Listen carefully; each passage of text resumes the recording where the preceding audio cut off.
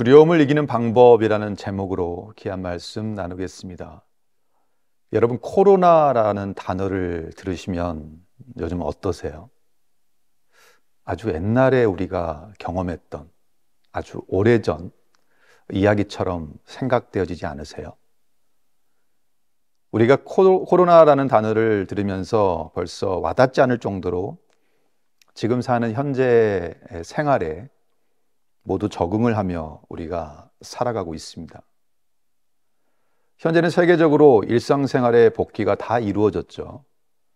그래서 우리는 코로나를 통해서 두려움이라는 감정이 개인뿐만 아니라 사회적으로도 얼마나 막강한 영향력을 발휘했는지를 우리는 실감할 수 있었습니다. 그 시간들이 지난 지금이야 별것 아니었는데 싶지만 당시에는 모든 사람들이 죽음의 생사에 이르기까지 얼마나 많은 힘든 상황이었는지를 우리는 잘 알고 있습니다. 하지만 지금에서는 이 두려움이 우리로 하여금 더 긴장하게 만들었고 새로운 결단과 헌신을 하게 만든 계기가 되었다는 것도 우리는 틀림없는 사실입니다.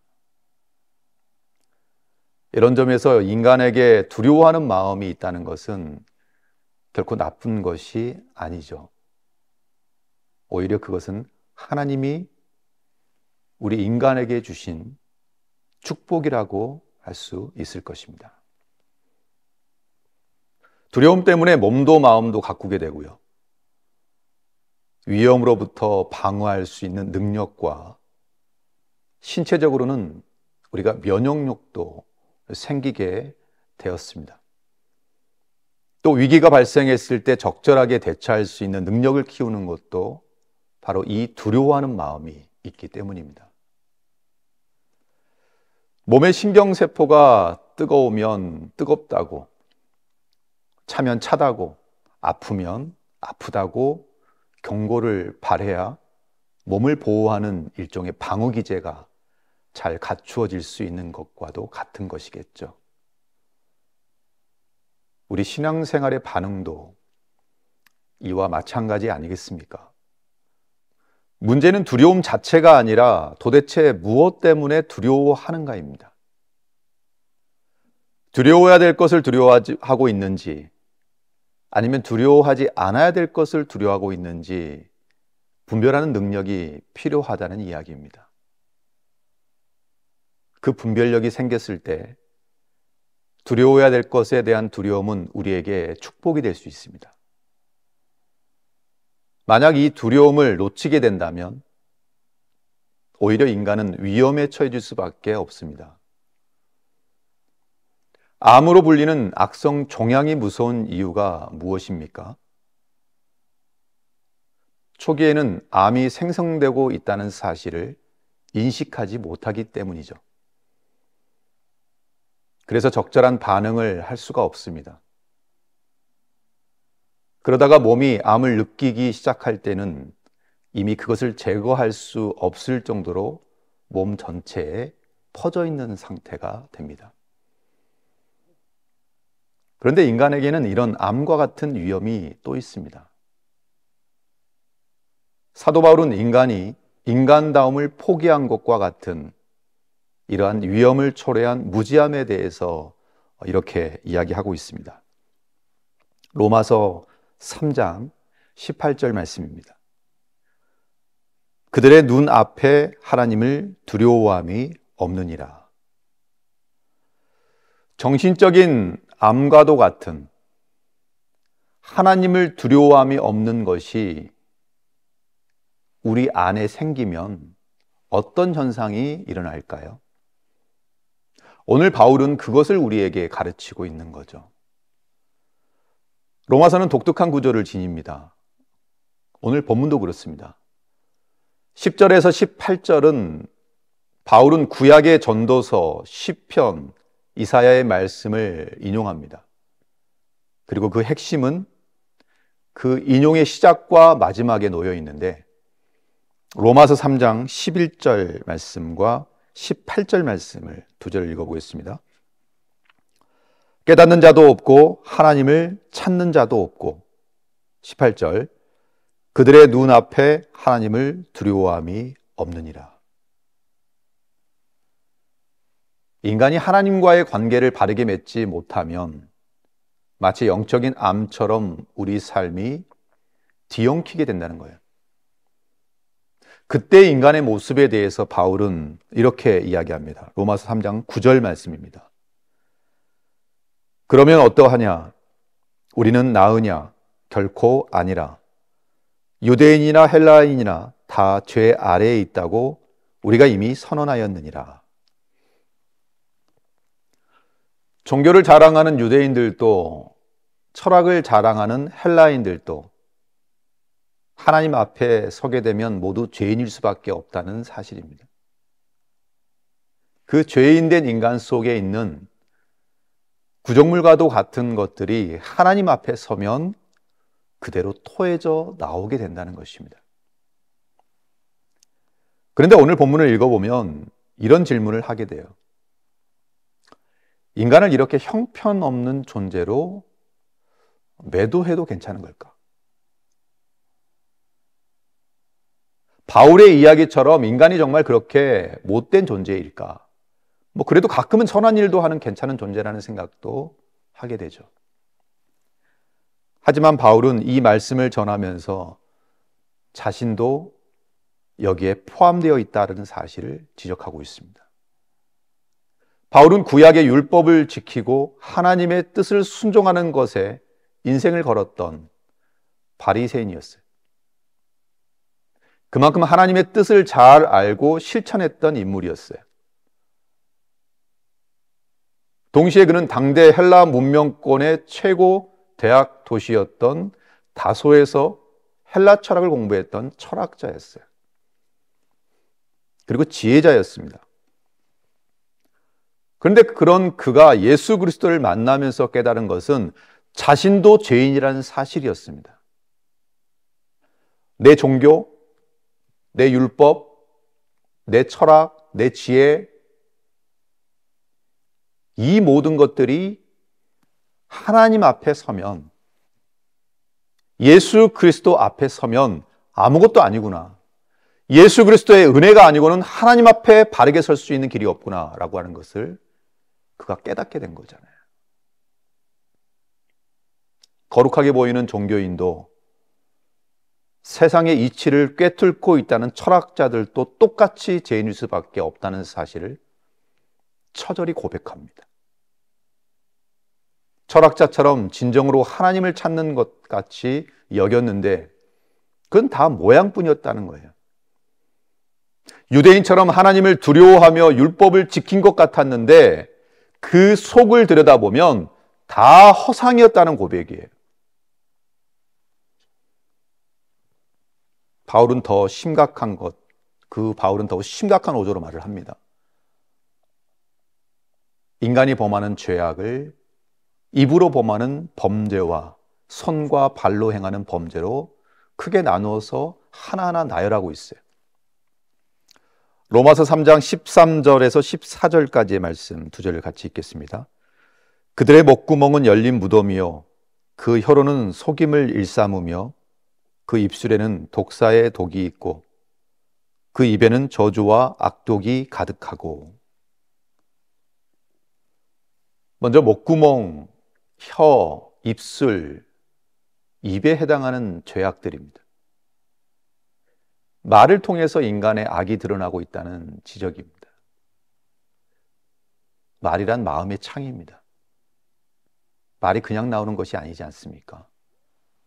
우리의 생각을 통해서 나오고 마음의 품은 뜻에서 나오고 인격 속에서 나오는 것이 언어입니다. 그런데 바울은 목구멍은 열린 무덤과 같다라는 이야기를 하고 있어요. 무덤은 악취가 나는 시체가 있는 곳 아닙니까? 게다가 무덤이 열렸다 무슨 뜻입니까? 무덤 속에 있는 악취가 열린 문을 통해 밖으로 나온다는 거죠. 못되고 추악한 것들, 추한 것들, 들어서는 안 될 것들, 보아서도 안 될 것들이 열린 무덤처럼 이 세상을 향해서 자꾸만 토해지고 있다는 것입니다. 여기에 혀로는 속임을 일삼는다라고 말을 합니다. 거짓말이 입에 달라붙었다는 뜻이죠. 습관적으로 거짓말을 해댄다는 것입니다. 계속해서 입술에는 독사의 독이 있다라고 말을 합니다. 사람의 말에는 얼마나 강력한 힘이 있습니까? 사람을 죽이기도 하고 반대로 말 한마디가 용기를 주기도 합니다. 어렸을 때들은 그 부모님의 말 한마디 그리고 선생님의 말 한마디 때문에 친구의 그 한마디 때문에 속이 시퍼렇게 멍들다 못해 시커멓게 타들어가던 그 경험을 한 적이 얼마나 많습니까? 반대로 부모님의 칭찬과 인정의 말 한마디 때문에 그리고 선생님의 격려 한마디 때문에 우리가 용기를 가지게 된 적은 또 얼마나 많습니까? 바울은 입술에 독사의 독이 있다라는 말로 미치는 파급과 영향력을 표현하고 있어요.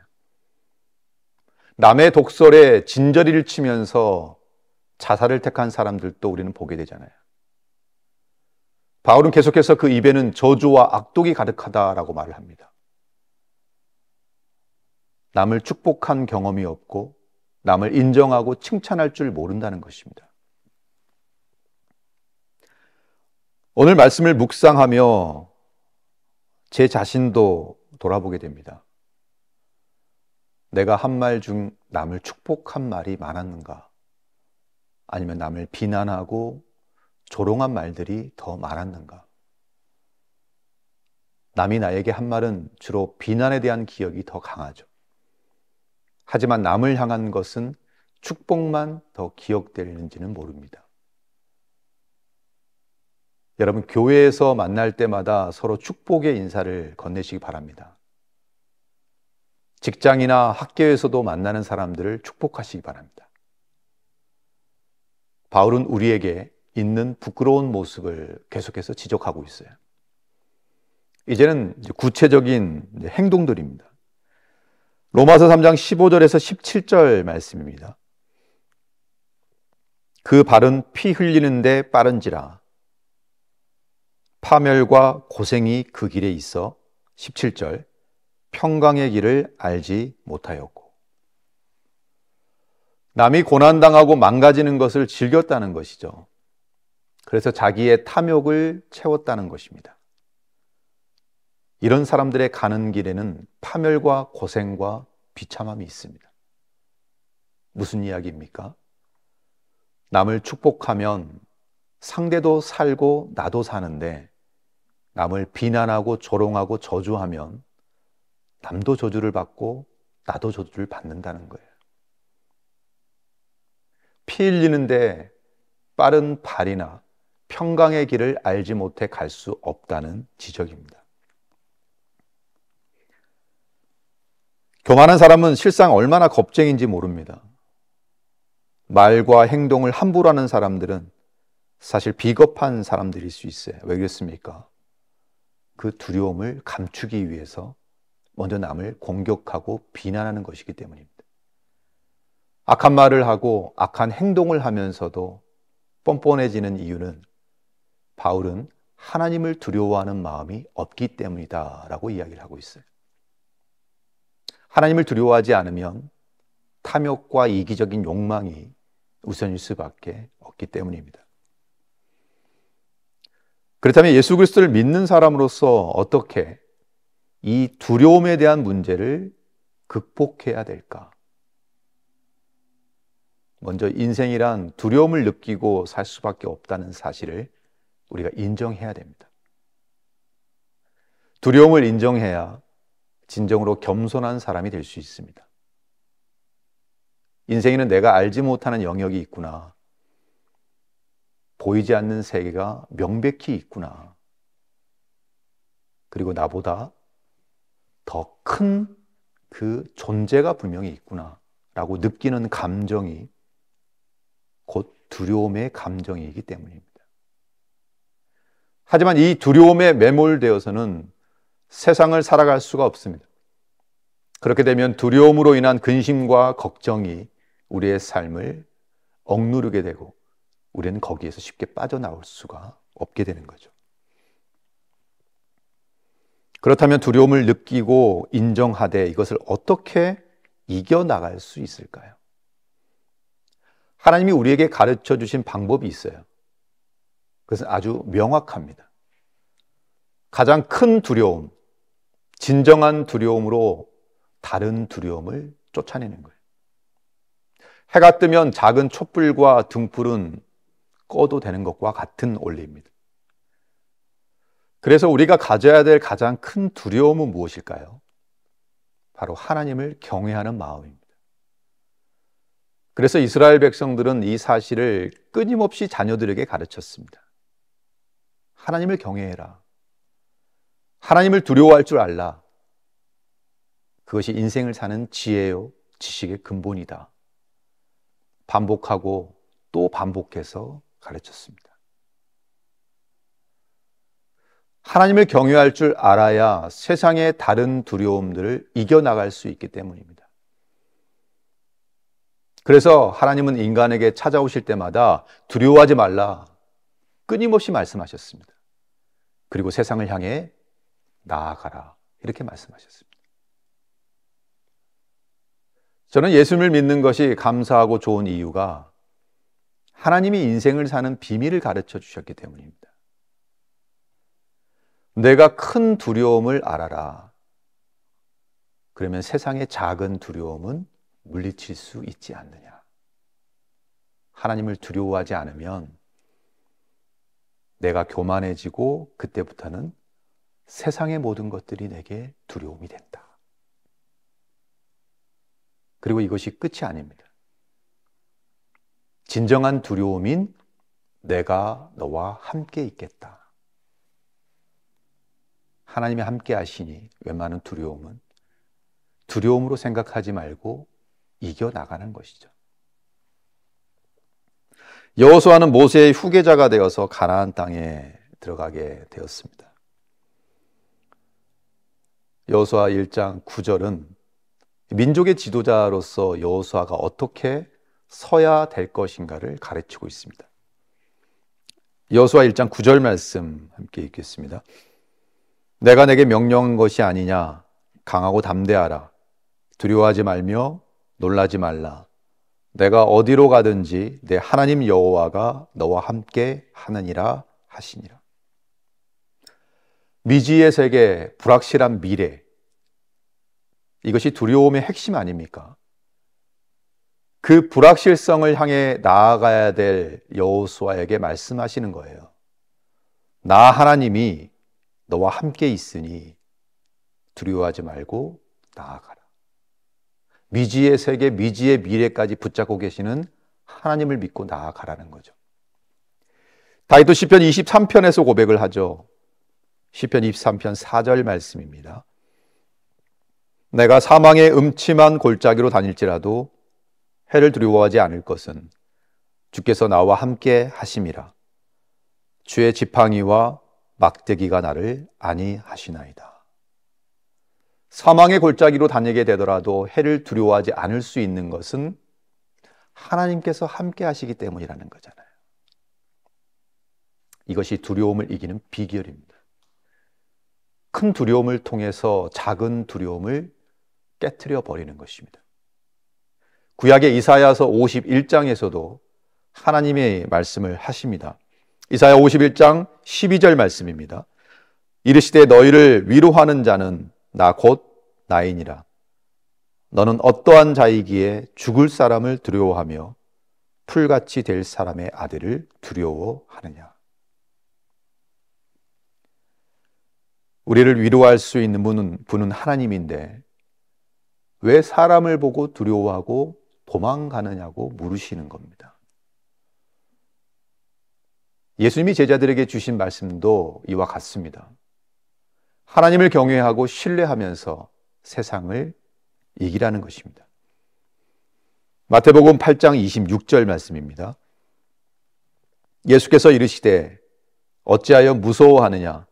믿음이 작은 자들아 하시고 곧 일어나사 바람과 바다를 꾸짖으시니 아주 잔잔하게 되거늘.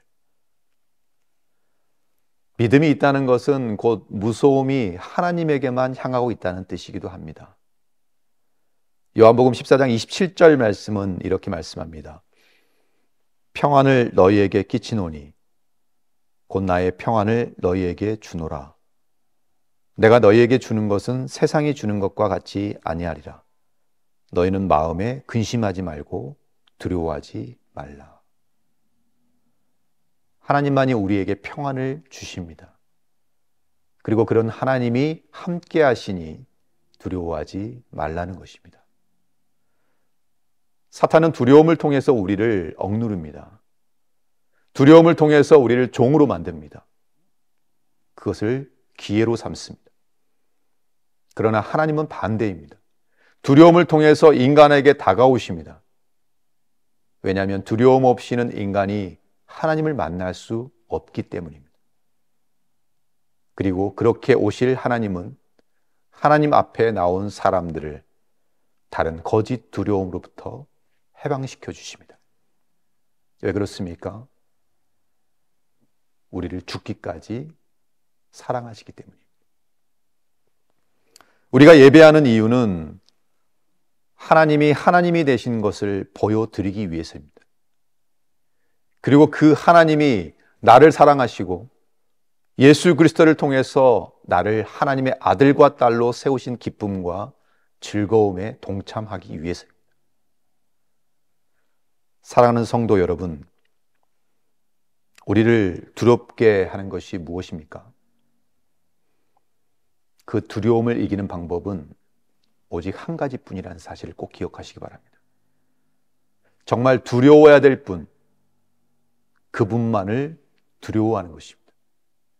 그랬을 때 우리를 억누르는 가짜 두려움에서 완전한 해방을 비로소 누리게 될 줄 믿습니다. 하나하나 물러가게 될 것입니다. 이곳에 모인 우리 모두가 오직 하나님을 경외함으로 인생을 바르게 살아가는 주님의 귀한 자녀가 다 되시기를 축원합니다. 기도하시겠습니다. 하나님을 경외함으로 세상의 다른 두려움들을 이겨 승리의 삶을 살게 하여 주시옵소서. 하나님만을 두려워함으로 다른 거짓 두려움부터 완전한 해방을 누리게 하여 주시옵소서. 하나님께서 함께 하심으로 큰 두려움을 통해서 작은 두려움을 깨트려 버리게 하여 주시옵소서. 감사하며 예수 그리스도 이름으로 기도하옵나이다. 아멘.